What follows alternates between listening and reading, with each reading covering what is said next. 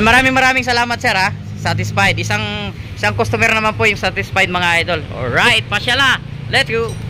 Ngayon, ito ang kagandahan mga idol. Andito po yung stock niya, 'di ba? Kasi para kung bawal 'yan, ay ibabalik natin sa stock. So ibabalik natin 'yan sa stock. Mayroon pa rin yung passing light mga idol. Yan. Oh, yun oh. Yun. Yan, naka-passing light pa rin 'yan. So, what is up mga idol, magandang araw po. At ngayong araw mayroon naman po tayong in-install dito. Natapos kung napanood yung last video natin na na-install natin yung electric scooter mga idol. Ngayon naman po syempre motor na naman yung na-install natin. Ito kakaiba naman pong install nito mga idol ha.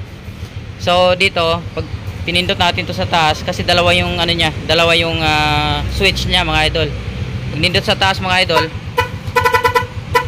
yan, yung pop-up door ang lalabas. 'Di ba? Ito pwede rin to sa dilaw. Ayan oh, mini driving light niya, may puti at dilaw. Ayan.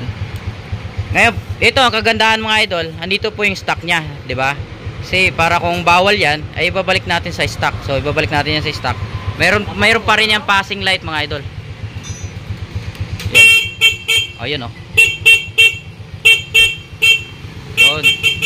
Yan, naka-passing light pa rin 'yan. So dilaw 'yon. Yung puti niyan, mayroon yan, passing light. Yan. Pag nasa puti kayo mga idol, yung mini driving light, yung passing light naman niya ay dilaw. Yan. Tapos, balik natin sa pop-up doll. Oh, ayan oh. Okay. Ang ganda niya, napakaliwanag niya mga idol pag gabi. Oh, ayan oh. Ayan.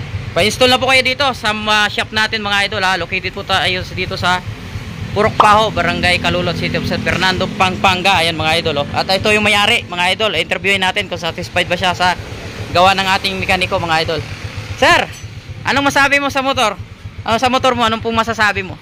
Sa mga gustong dumayo magpagawa na magpa-install na mini driving light tsaka na baba mo. Ayan.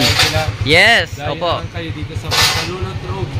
Yes. Pag-ani po kayo doon, Palikwan. Dito naman po sa Calulot. Yan, Calulot po dito, no? Yan, maraming salamat sir ha. Satisfied. Isang customer naman po yung satisfied mga idol. Alright, pasyala. Let's go.